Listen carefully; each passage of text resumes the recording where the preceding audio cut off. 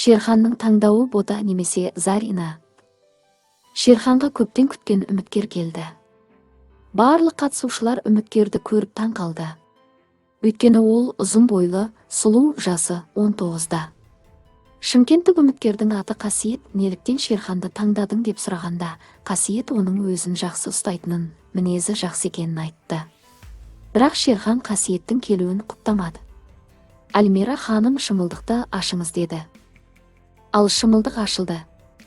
Альмира ханым кездесу жалғаса ма деп сұрады. Шерхан қатты ойланды. Қатысушылардың бәрі үндемеген. Шерханнан танысу жалғаса ма деп сұрады. Шерхан төмен қарап, назданып отырып ойланды.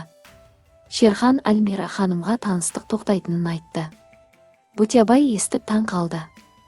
Неліктен жалғастырмайсыз деп сұраса, Шерхан үнсіз қалды. Альмира ханым ашуланып, Шерхан таныстық жалғаса ма деп тағы сұрады. Шерхан иә, сөйлесейік деді. Альмира ханым бірден эфирді тоқтатып көрермендермен қоштасты. Шерханның үміткермен танысуға неліктен құлшыныс танытпағаны баршаға аян. Себебі ол Заринамен эфирден тыс кезде қайта қосылғалы жатыр. Зарина Шерханды әлі ұмытқан жоқ. Шерханға ауыр сөздер айтқан Расулбекті де жек көріп қалды. Эфирден кейін Зарина студияның сыртында қатты жылады. Расулбек оны жұбатуға келді.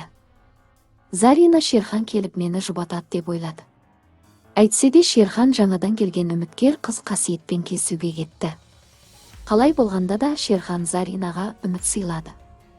Оның Заринаны немесе Ботаны таңдайтыны әлі белгісіз. Алайда ол үміткермен арадағы қарым-қатынасты үзген соң Заринамен жалғастырады. Ал Расулбек болса Заринаны Шерханнан әлі де қызғанып жүр. Ақбота оқиғаның қалай өрбитінін үнсіз бақылап отыр.